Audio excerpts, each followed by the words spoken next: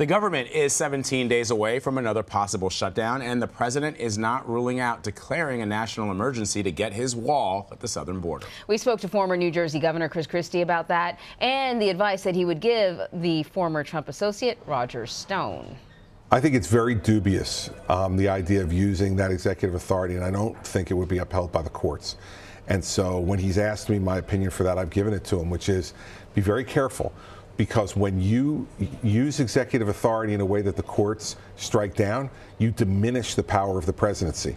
And so I wouldn't want to do anything to diminish the power of the presidency, either for President Trump or for future presidents who come into that office. And so I think you have to be very careful about making those decisions. I think that's why he hasn't done it so far, is I think he's getting advice, not just from me, but from others, both inside the White House and outside, that says that may not work. And if you lose, you diminish yourself politically, and you diminish the power of the presidency. I think would be the wrong thing to do. Speaking of advice giving and getting, what advice would you give to Roger Stone right about now? Listen to your lawyers. That indictment is pretty detailed. Again, you know, it's why do people ask me all the time, why do people lie about stuff like this? And you would think that they would know. These are people who've been around Washington for a very long time. Many of them are lawyers. Exactly. Lying, you don't lie to your parents. Yeah. Why would you lie to Congress? Well, there's two reasons, right? One, because people are scared. Second, it's because they think they're smarter than they are. Mm.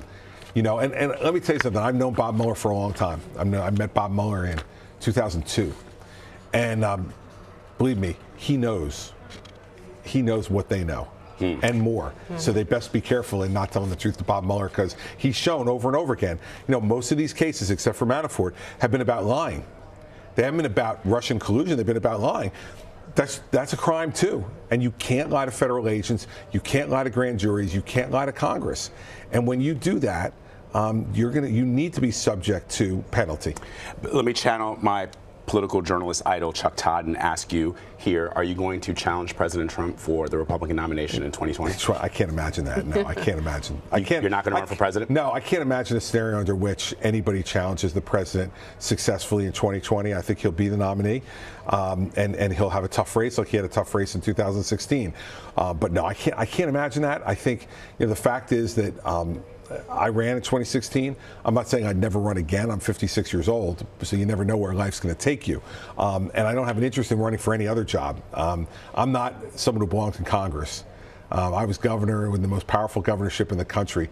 Once you've had that kind of job, you want to be an executive. And I think that's where my skills are best suited. So if I get back into public life, it'll be as an executive running something, and not as a member of Congress. So who knows, but I don't see 2020.